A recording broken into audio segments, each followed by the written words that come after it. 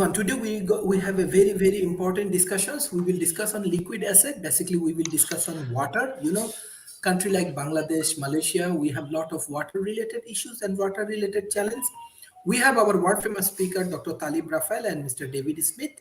We will discuss on that topic. First, I would like to give chance, Dr. Talib Rafael, what you want to share about liquid asset or water resources. Okay, water resources are very essential for any nation. No nation can survive without water resources. But the problem is that the people that are stronger are controlling the water. Like the problem that's happening between Egypt and Ethiopia. The problem that's happening between us and Israel and the West Bank. Now, water should be something that's the right of everybody. I don't think any strong country should be able to monopolize its ability to shut the water from another country. That's not right. There is international law there. International law must be respected. That's what I want to say for the time being. I'm interested in what Donald has to say. Thank you. Professor David Smith.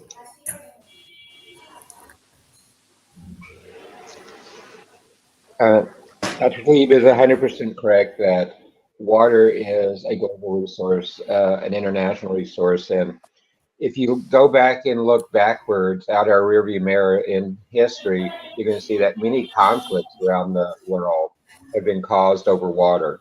And I can see flashpoints today where water can even have the potential to lead us into a nuclear exchange in a couple places in the world, just over the water and the culture that has developed around using that water. So it is a very important topic as we look at this. Water is an impact multiplier for sustainability and is really heavily linked to climate change, how the ecosystems get degraded or enhanced. And one of the statistics I found very interesting is that 90% of natural disasters are water related, whether it's flood, drought, or superstorm. And with the climate change and what we saw in the last two COPs that were held by the United Nations, we're seeing more record-setting, both wet and dry seasons that are affecting people's livelihoods, their homes, their factories. They're creating supply chains disruptions, and in leaving communities devastated. I've personally been impacted by some of these. Austin is a few hours from the coast, and I keep a boat on an island on the coast. And where I've done that, the facilities have been destroyed several times during my lifetime with hurricanes coming through that area. And we have to rebuild and things, but the impact of water can be very severe and very heavy. But what we're seeing is that these disasters are becoming more and more challenging for communities to recover from, particularly with the global economic slowdown we're in, with food shortages, with energy disruptions. As we talked about yesterday with the global supply chains, even getting raw materials such as wood and materials for concrete and mortar and others is becoming very difficult. And there are short-term issues around water, but most of water has been a long-term issue. And how do we go and meet sustainable development goals with them? And see how that happens. What's also interesting is the United Nations is convening its first water conference in 46 years to take place in a couple of months, is trying to underscore the importance of water as a regenerative force and in many ways part of the bloodstream of the planet. And it really is there. So too often water has been undervalued as a resource, and its benefits for the ecosystem and human development really tremendously underestimated. and how can we put it in place? Because water is central to so many industries. I had the privilege of leading the first semiconductor roadmap that was done, and you cannot produce semiconductors without a actually quite a bit of water to do it. Many manufacturings have it. I cannot irrigate my crops without water. You see, it's just there. And water related challenges not only are risks for companies, they're risks for the communities too. And one of the statistics that also got me is that if you look at the average hotel in the world, it uses somewhere between 500 to 1,500 liters of fresh water per room per day. And uh, many parts of the world, tourism is one of their largest drivers, and we often overlook that type of agriculture. The fashion industry, it consumes large amount of waters, and it's the worldwide agricultural community is one of the largest users of fresh water, and we see that going. But we have to understand it, and we need to pull a systems approach to dealing with it, because like many other parts of the world, the water is part of the system of systems, but we increasingly are operating in silos instead of understanding we have to work across the systems. An example of this is the intersection between agriculture, our food systems, energy, nature, and the water. But all those work together and kind of work to get there, and how it can be used. We already have a lot of the information, but there's just not adequate uh, global collaboration, regional collaboration on how to develop this area. And we think that there's technology that can help us put a pace forward with it. We need to look at business, financial, and governance models to support these innovations. Particularly the fact that water tends to be a resource that is not owned by people, that tries to be regulated, but it's very difficult to regulate it. And how do we put those elements in place for it? And we also understand that to develop this type of innovative water ecosystem, we need to find more entrepreneurs, or what they're actually called with water is aquapreneurs, to scale their technology and to work throughout not only the developed, but in particularly the developing nations, where their water needs are also very secure and have been things that have held them back totally. The Davos meetings that are going on right now, quite a few sessions are looking at new methods for monitoring water, restoring water quality, increasing the resilience of our communities and ecosystems. And so this is a topic that is getting global emphasis, even as we speak today with what's been going on at Davos in the World Economic World Forum. Economic Forum. Right, with the World Economic Forum. So, Sharif, I think this kind of helps set the stage a little bit more and gives us a jumping off place. Thank you. Dr. Talib Rafal, you actually handle global tourism organizations and you have a big passion for contributing for tourism. So how water resource like helpful for tourism industries, or how we should take care of these things? And specifically, I want to know from the policy development issues. Maybe it will be helpful for our audience. Okay. I'm thankful for David because he alerted me that the issue is not just a shortage of water. Excess of water with hurricanes could be a problem. But the problem is not that. The problem is not shortage or excess of water. It's what he mentioned secondly, which is the role of water in civilizations and in industry. Now, I was referring to water as a human need, as something that you cannot live without. something that you need to do every morning, that you need to use it every day. That's a very important factor in water consumption. And that's what hotels are like to spend the water on. Now, water is the average expenditure of water per human being is an important factor here because some nations, developed countries, have a higher rate of consumption of water per individual than the developing countries. Developing countries don't have access to fresh water.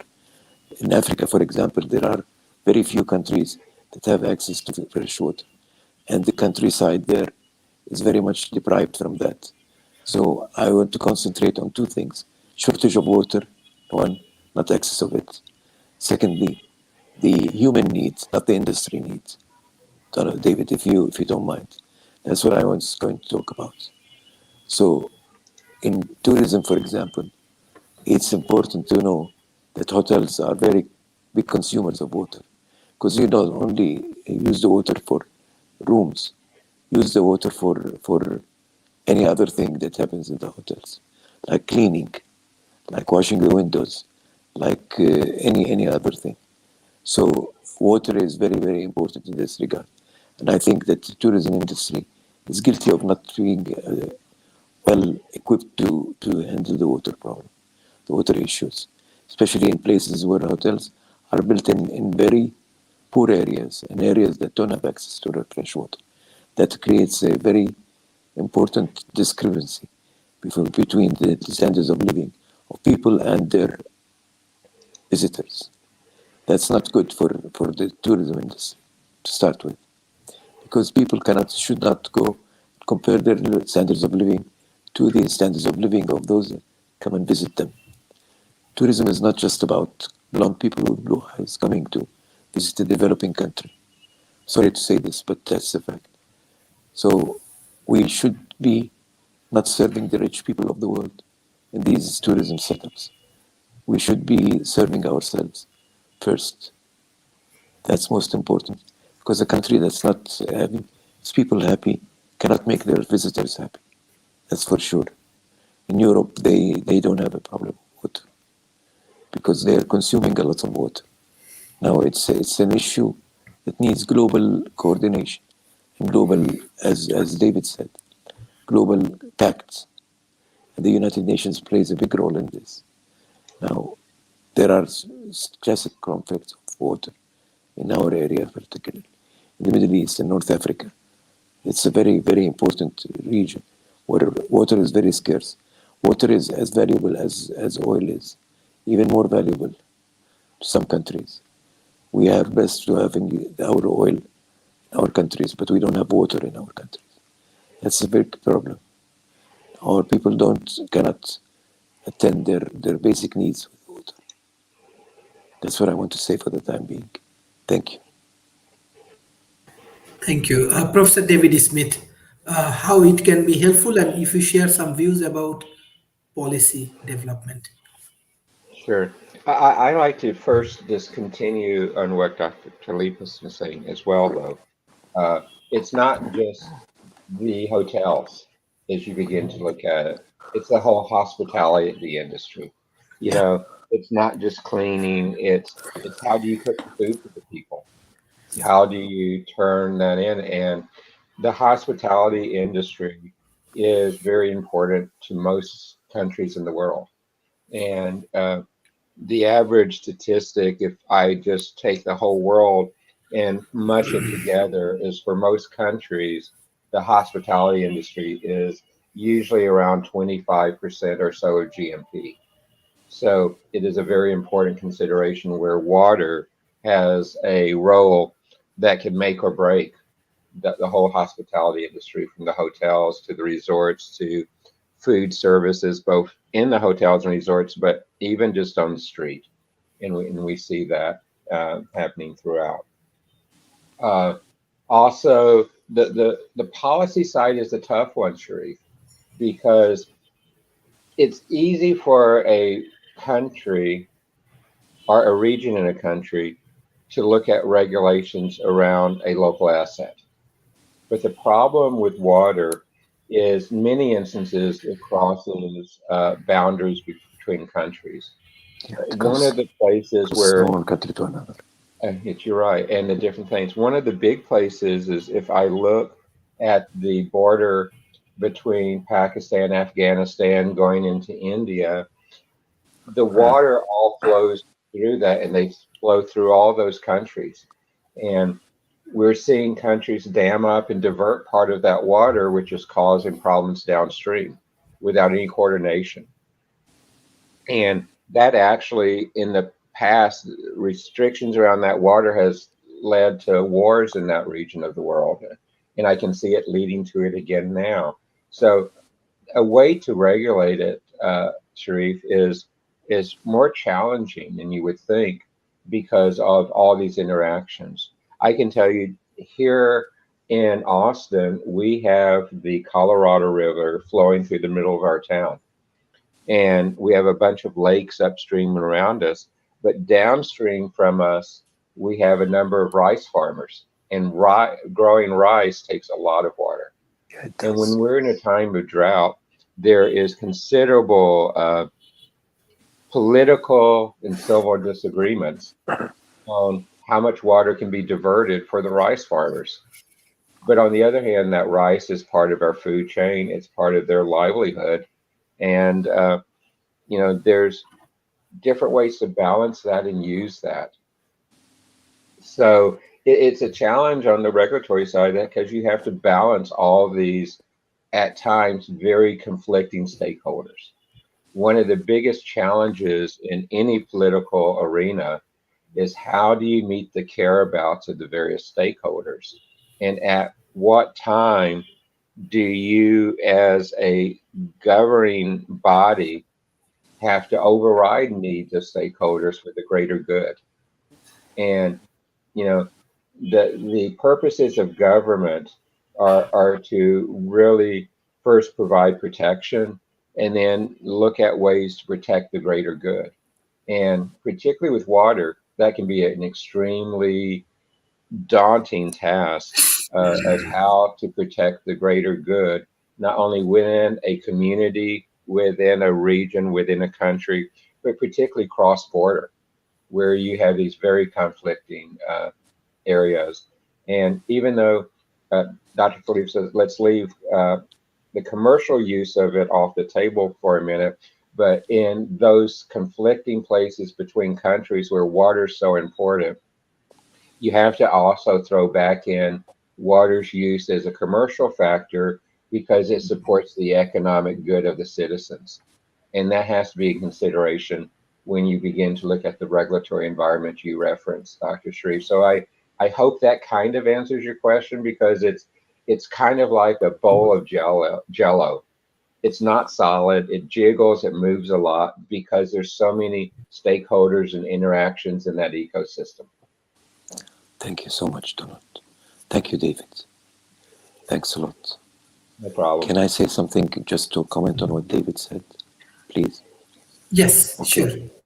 I think the political issue of countries sharing the water is important nowadays because water defies the borders, just like any other natural factor in life. It defies the water. And water is in the form of rivers sometimes that go from one end to the other end. In our part of the world, for example, we have Euphrates and Dijla in Iraq that stem from Turkey. Turkey can stop it if it wants to, but it shouldn't. Now the Nile is the same thing. It originates from Kenya and Ethiopia.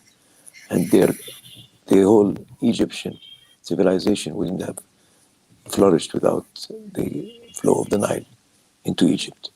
So these are two examples of conflicts that are about to happen.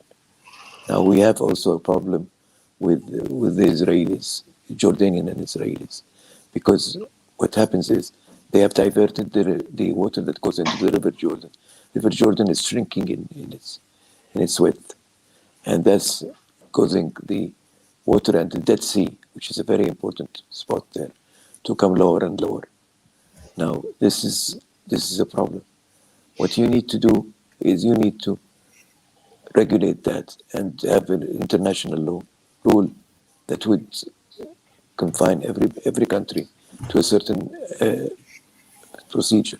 For example, the international law does not allow any country to build dams or to divert its resources if it goes into another country. They must come to an agreement with the negotiation with the other country on what is important for them and what's important for the other country. You can't, because the river originates from yours, and decide that this is my water. That's not right.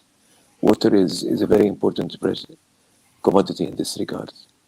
And I am 100% with David in saying that when it comes to places like Austin and Texas, the growing of rice, we have a very big area in the Jordan Valley, for example, that grows apples and oranges in the summertime and in the wintertime because it's hot there. But that cannot happen without the water. It's very hot in our part of the world. And water is important for people to shower, to clean themselves, to become human beings. That's important. So water is a very, very crucial commodity. And I hope that we don't get into a world where we stop fighting over oil and start fighting over water. That's what's happening now. Because wars are going to be about water in the future, not about oil. Oil is dispensable. Oil is something that we could do without. If we talked about solar energy, talked about nuclear fusion, talked about many things in this forum, but not water. Water cannot be replaced. Water needs to be done. Now there are insulators of water. You can get the seawater and insulate it and make it fresh water. That's very expensive. It's extremely expensive. The Gulf states are doing it because they have money. We cannot do it. We don't have access to the sea, except in the south of Jordan. Iraqis don't have access to the sea as well. So if the Euphrates or Dijna is cut off from them, they'll be in deep trouble, regardless of the oil that they have. Thank you so much. Thank you. Professor David Smith, if you share some of the interesting innovations in the water Oh, industry, it may be I helpful will. for emerging economy. Just to continue what Dr. Slave said, and I'll get into the innovation part of this. If you look on the Earth, only about 3% of the water on the Earth is fresh water. So the majority rest of it is salt water of some form or fashion and with difference. So the Seawater. conversion, yeah, it's seawater or blackish water if it's in swamps or other things like that, where the salt and other minerals have built up. So that's not usable as fresh water. Uh, and as you begin to look through those areas, we need to look at ways that we can begin to use that. But there's technologies that are increasing with that. There's another technology that is in use, and there's many entrepreneurs developing this, both in Europe and in the United States.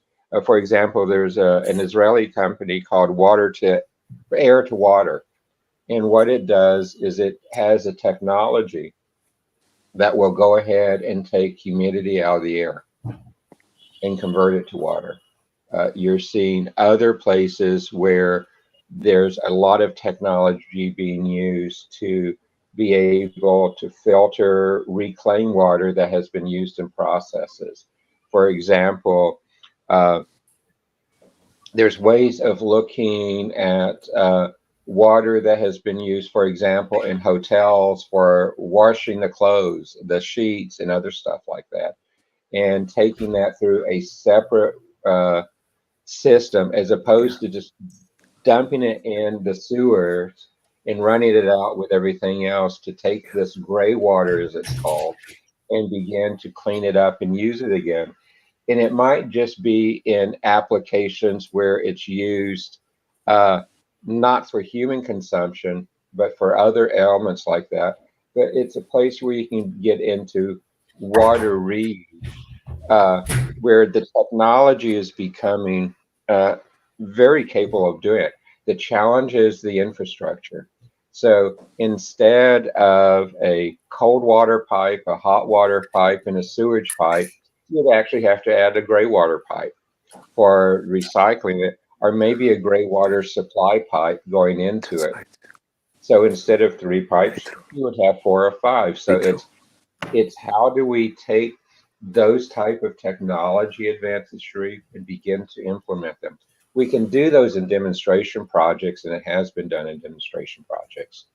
But how do you take and implement that on a wide scale, in a wide scale where it could be used?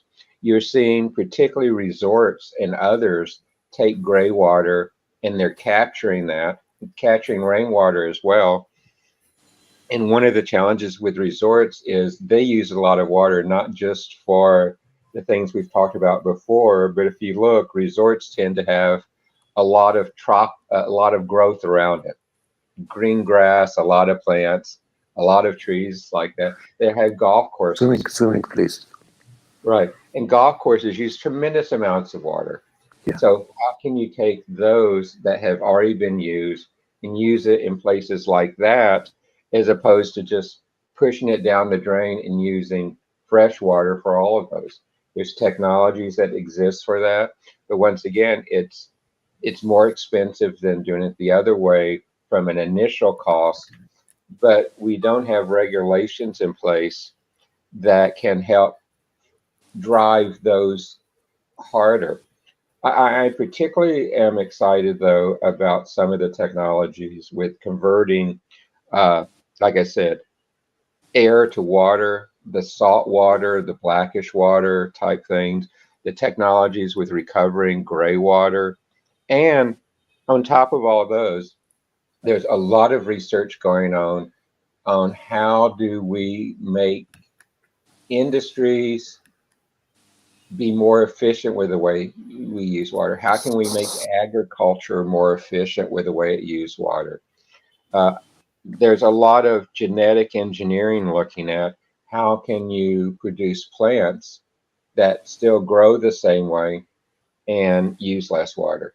Now, there is a wide perception about the impact of genetic modified plants, which are beyond the topic of this program.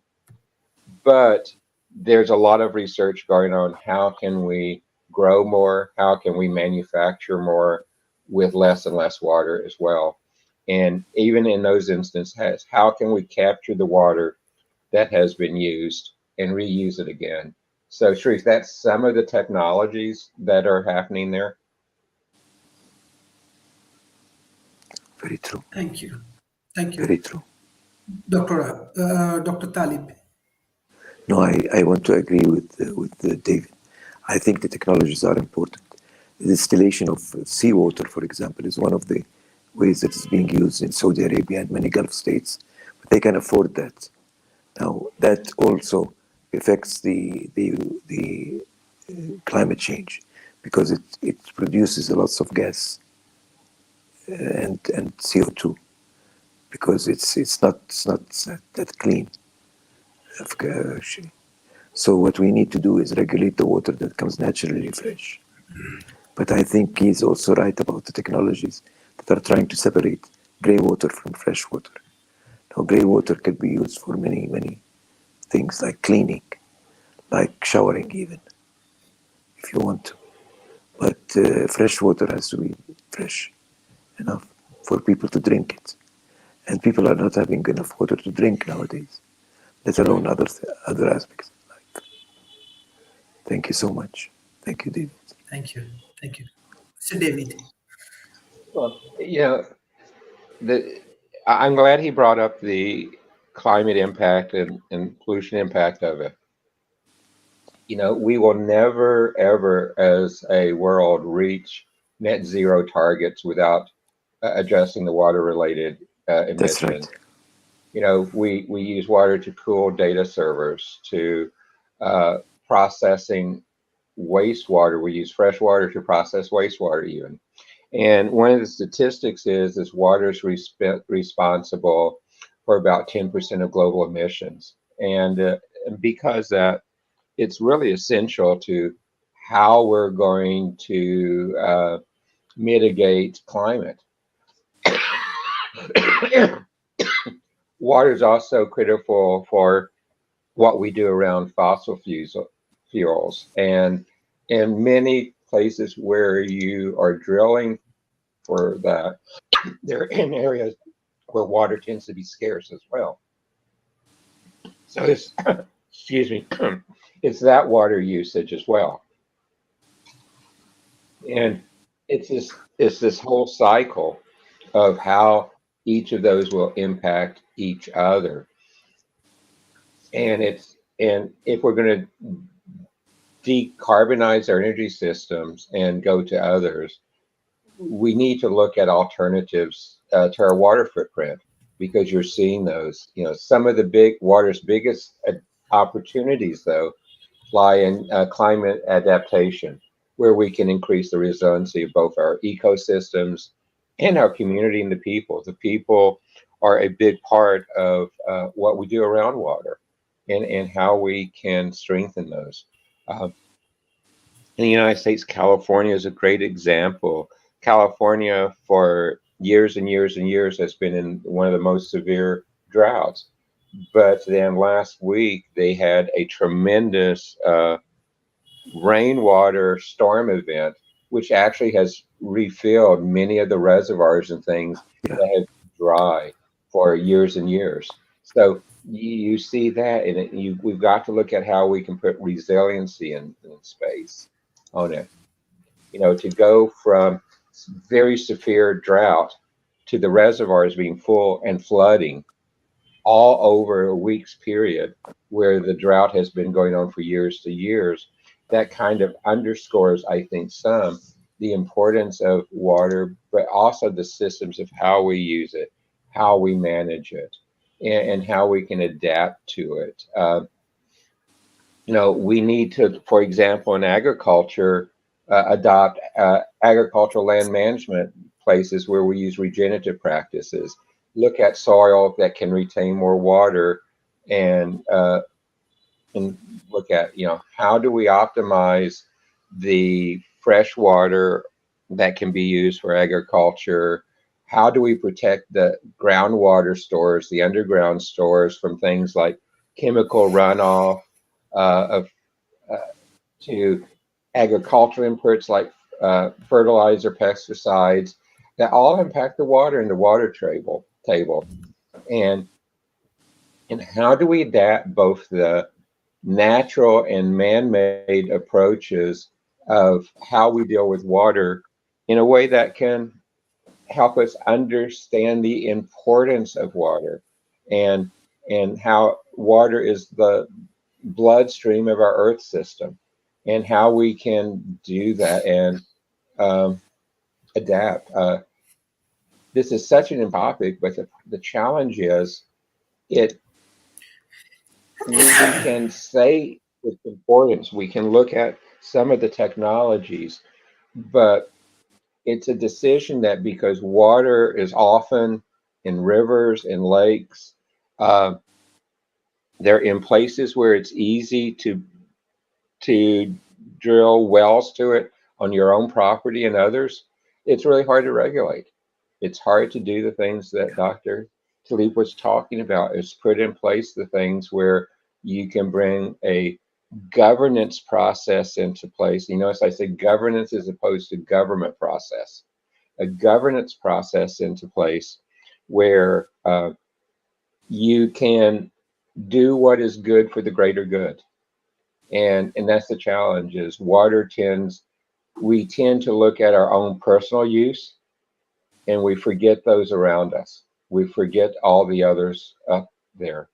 Um, and I know it's a challenge. Uh, Texas goes through weather extremes, and we the lake near me here, our water level on it will go up 50 feet during It's a freshwater lake. It's a it's a freshwater lake. freshwater lake. Yeah, freshwater lakes. Yeah. And it will go up and down 50 feet during the course of a year, with depending on the weather. And so it makes it difficult to even plan what to do. And this is a freshwater lake, Dr. Cleef, that has over 500 miles of shoreline. So it's a pretty big lake, a pretty deep lake. Yes, it is. But you those type of variances make it hard to plan, hard to regulate, hard to live there if your access to water behind your house is going up and down 50 plus feet in a year. It's hard to take water out of it because you have to redesign it. Um, the dam on that particular lake is a hydroelectric dam too, and there's times when it has to quit generating electricity because of the ebbs and flows of the Yeah, water levels. that's So right. it affects all these other variables that you don't normally think of when you say water is a liquid asset, but it really is affects all these areas, Talif. So that's why this is a difficult topic to uh, go through, and it's a difficult topic to answer many of your questions because it's such a complex, interrelated systems of systems. So, Sharif, I hope that answered. It is very Thank you. complicated. Dr. Talib. It's very complicated.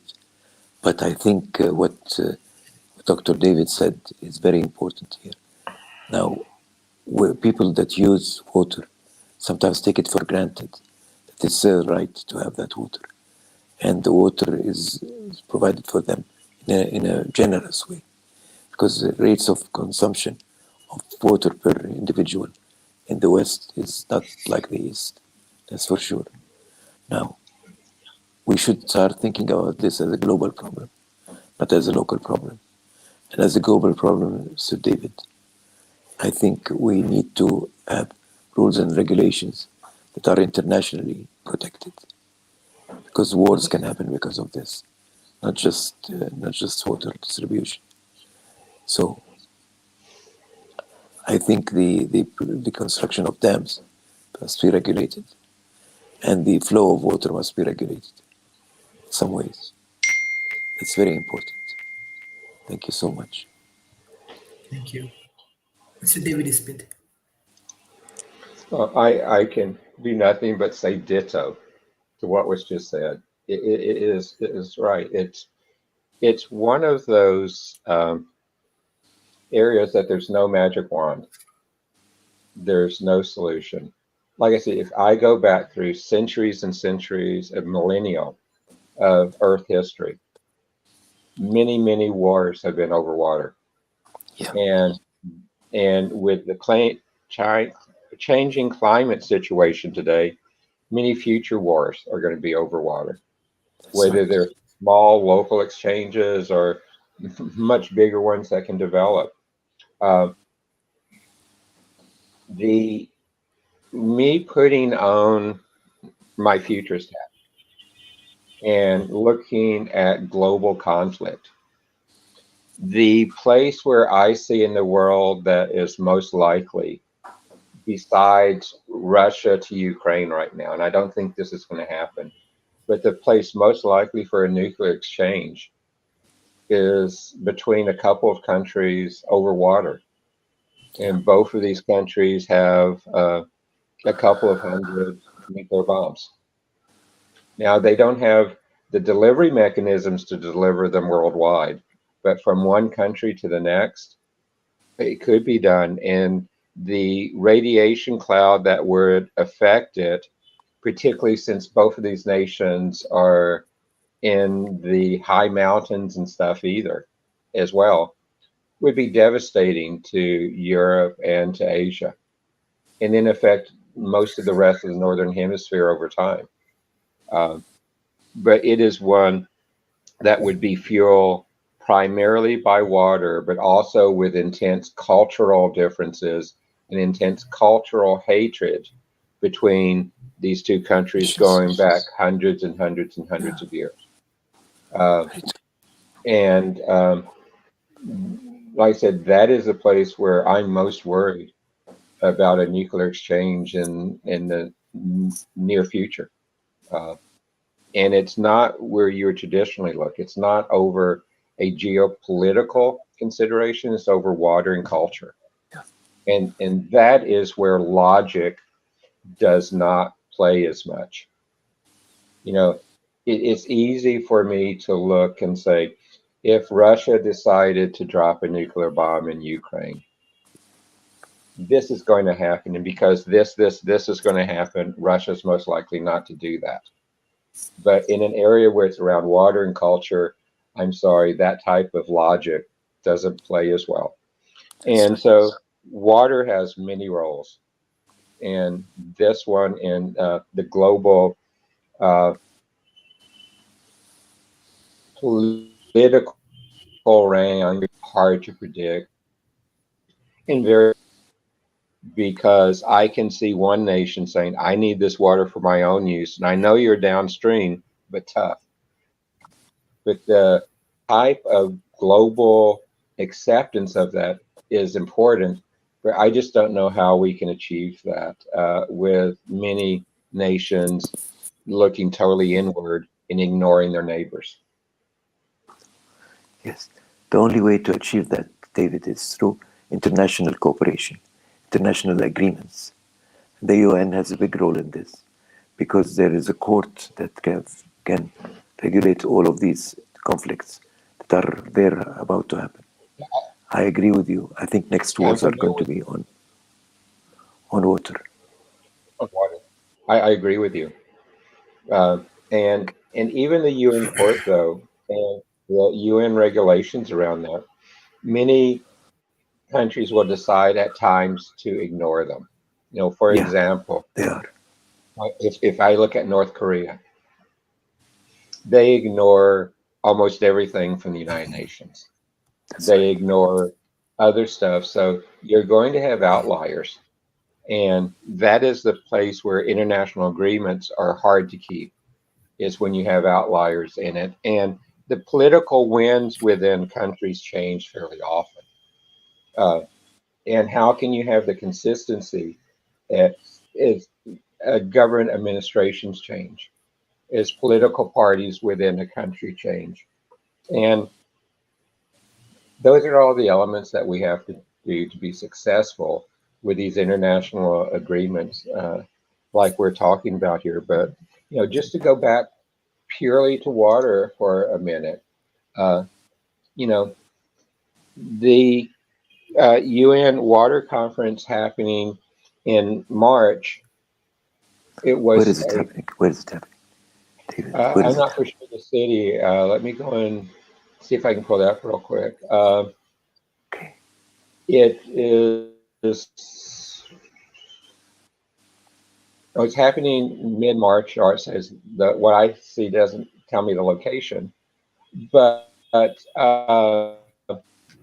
4 year delay on what we need to do with water. Um, this conference happening in March 2023, so this year, it's been 46 years since the prior one. Water, as we both have said, is so critical to everything that we're doing. We Yeah, need to put more focus on this. Uh, that's right. this UN Water Conference is a great one, but we need to do this more often and more on a broader basis. Uh, we've started with the COPs and bringing global attention to them. We need to bring global attention to water as well, That's because right. it really is the lifeblood of civilization. And we've seen places where climate change has changed water and diverted water. In many instances, those civilizations have died because there was a lack of water there anymore. We've seen great cities fall into ruins because water no longer went there. There's That's right. places, Dr. Cleve talked about the Nile. And if you look in the past in Egypt, in that area, as the Nile has changed its path going down towards the sea, so have cities and civilizations around it changed based on it changing its bed and others. So, again, as a futurist, I like to say there's a reason our windows in the front of the car are larger than our rear view windows, because it's more important to know where we're going than where we've been. But it's important, particularly as we look at water, of where we have been, because we can see the impacts of the changing water. And unfortunately, water is something that I cannot create in a quantity. Fresh water is not something I can create out of nothing. And, we've got scientists and others. We're looking at additional ways to use technology, to use other approaches for water. There's even within NASA discussions that we are finding water of some form or fashion on other interplanetary bodies, into seeing if that is water that we can farm from these other planets, these other moons, and bring them back to Earth to use. We're looking not only at solutions here, but we're looking at solutions outside the planet to deal with this critical problem. And so, Sharif, I don't know what the right answers are, because we need so many answers, and we need such uh, an attention on it. You, Sharif, often ask me, what's the impact for developing nations? What's the impact for academia and entrepreneurs? Well, developing nations are impacted by this, in my view, even more severely than developed nations, because they don't have the economic, what was said earlier, to deal with it. But science, there's a lot of science that still needs to be done around water. And particularly, I think about recovering wastewater. How can I convert water from other things? I, I, I was helping raise some money for a company that uh, takes water from air, not the Israeli one, but a U.S. one. And there's a lot of science going into things like that. There's a lot of science that says, how can I reduce my dependency on water, like in manufacturing or even in drilling and recovering minerals. Uh, the amount of water it takes to build, for example, the batteries going into electric vehicles is an insane amount of water, and it gets polluted. How can we begin to recover those areas? And for an entrepreneur, honestly, if an entrepreneur can come up with ways to help provide more fresh water, efficiency using fresh waters, ways to look at how to better channel water. Uh, the amount of water that is lost in irrigation before it gets to the plants is a crazy amount of water that's lost just by going through and evaporating. And most of the time they're being transported in porous soil, so a lot of it is uh, not actually used on the plants, but getting that irrigation water to the plants. A lot of it's lost as air spray if it's sprayed on versus flowed on. All those variations. So a lot of entrepreneurship activity that can happen in that space.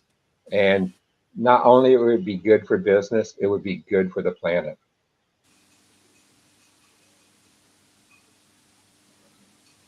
Thank you, Dr. Talib Rafael. What is your concluding remarks? And Okay, specifically for emerging economy, what is your advice? okay, it's an issue of money after all. It's an issue of cost, whether it's in research or in bringing water from one place to another. If we're thinking of bringing water from the moon to the earth, what about bringing water from one region of the world to another region of the world? That's important, because otherwise we cannot survive as human beings. We need to determine the average expenditure of water per human being. That's important, because human beings have to live the same way. They cannot have human beings living in a better way than others. That's creating a disturbance in this world. Now, that means that we need to do that, and we need to regulate also the use of water in industry and in other ways, because water can become a consumer of so much of the industry. Now, you talked about agriculture, that's right. But if you talk about anything industrial, that's going to be even more critical. So fresh water is very important to everybody. And gray water must be used also. So technology is very important in this regard. Technology can separate the gray water from the fresh water. For example, if you flush a toilet, you don't need the fresh water to flush the toilet. You can use Right. gray water. That's true. But how many people are doing that? We take our water for granted now. We take our everything for granted. We that live in cities, particularly, and in European cities, or North American cities in particular. That's very, very much the case. Now, this is not the case in Africa. It's not the case in the Middle East. It's not the case in Asia at all. So we need to be very careful about this, because otherwise we will have wars breaking out any minute on that. And it's a very, very serious matter. Thank you so much. Thank you. Uh, Mr. David Smith, what's your concluding remarks? I have to echo first just said. My son is an Eagle Scout, was an Eagle Scout. And part of becoming an Eagle Scout is you have to present something to your government that can affect a wide range of citizens and stuff. He actually, Dr. Tlaib, presented to our Austin City Council members, a couple of them, a gray water recapture plan for houses, and actually calculated out the cost to an average house to implement it in the house, not including the infrastructure in the city. And it was a couple $1,000s. And if we think we can spare on new construction for an average house a couple $1,000s to implement a gray water system, it's probably worth it. The problem is there's conflicting approaches, and his Eagle Scout project on that was about 15 years ago. So it's not a concept that's new, but it's a concept that we just haven't reached critical mass to try to implement. We haven't had the care abouts all addressed on how to make it work. And We're taking our life for granted. we take life for granted. You're 100% right. We look Yeah, at what's around us and we don't see our impact on the global scale. And that's water right. is a global scale. So it's the challenge, Sharif, on how do we pull these together on a global scale. How do we put the education in place, beginning early in children's education, to understand the importance of water? Because I hate to say this way, children can change parents. Yeah, Parents then can change governments. that's right. And so the education has to be done in a way that you can have that impact. And, you know, if you look at the medical recommendations of how much water we should drink each day, most of us do not do that. But if you begin to look at the thousands of gallons that we tend to use each day, uh, you see that impact as well.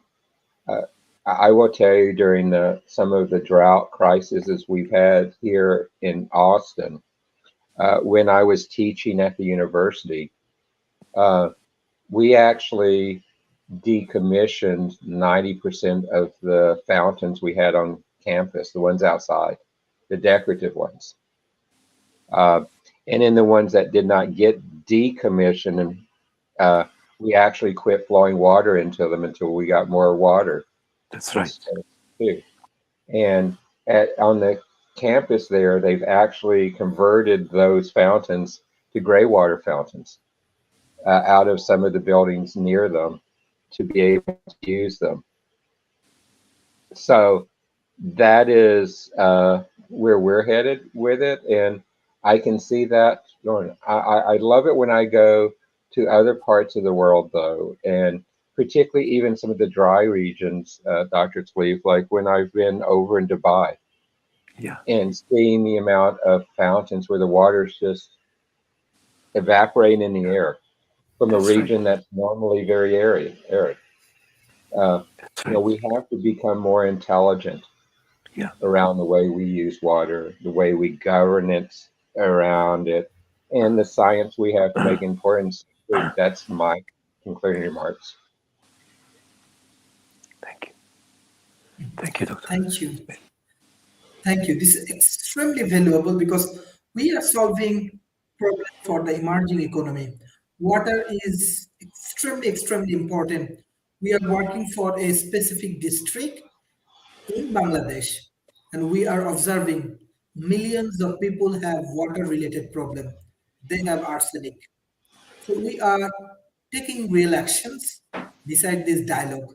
The politicians, corporations, NGOs, academicians, researchers, media, everything we bring together and work as a team on solving emerging economies problem with the help of developed world. Thank you, Professor David Smith and Dr. Talib Raphael, for your continuous support for World Talent You're Economy welcome. You're Forum, welcome. and your support will change millions of people's life. Thank you. Bye bye and take care. Thank you. Thank you. Thank you. Bye bye. Thank you. Thank you. Thank you. Thank you, Dr. Sharif.